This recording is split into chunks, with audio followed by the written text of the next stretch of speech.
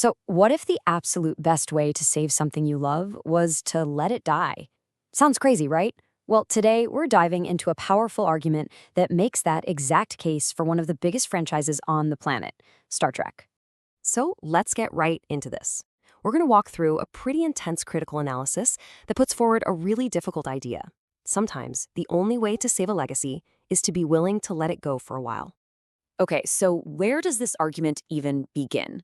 Well, it kicks off by diagnosing a full-blown crisis, and it uses the recent Starfleet Academy show as its Exhibit A.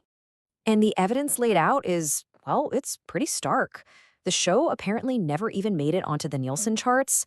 It got really low audience scores, and even an episode they put up for free on YouTube didn't perform well.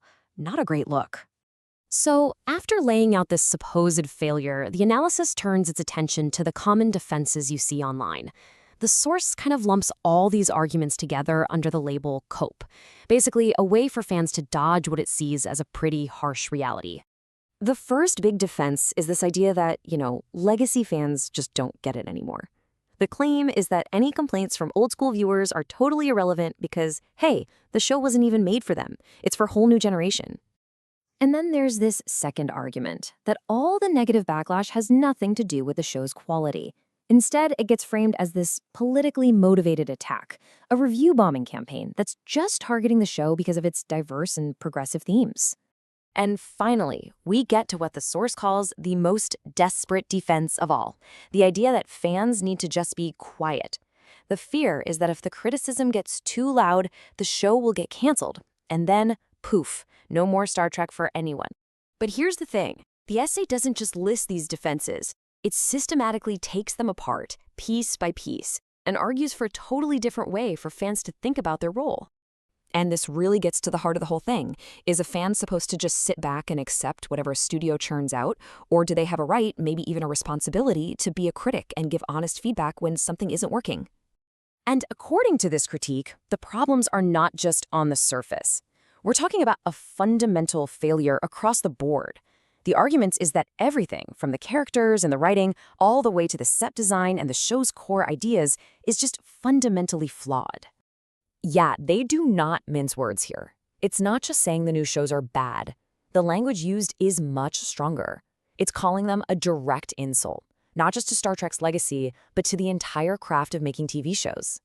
Okay, so after laying out all those problems and shooting down the common defenses, this is where the whole argument pivots and makes its final, pretty shocking proposal. The analysis really backs you into a corner. It forces you to ask, if the franchise is truly this broken, if it's really beyond repair in its current state, then what's the only logical thing to do? And there it is, the big, provocative conclusion, that the franchise, as it is right now, is beyond saving. And the most respectful thing, the most logical thing we can do, is just let it die. To really drive the point home, the source uses this powerful and, pretty grim analogy. It compares the franchise to an old, suffering pet, basically arguing that keeping it going like this isn't an act of love. It's just prolonging the misery and tarnishing a beautiful legacy. But hold on, what does letting it die really mean here? Because it's not what you might think. The source clarifies that it's not arguing for a permanent, forever kind of end, but for a long strategic pause, basically a period of rest. So it's not just about stopping everything. It's actually a specific recipe for a comeback. It calls for a break, maybe 10, 15 years to let things heal. It's a chance for the bad feelings to fade, for nostalgia to build back up, and most importantly, for a whole new generation of creative voices to come forward. And the final verdict on the current leadership? It's brutal.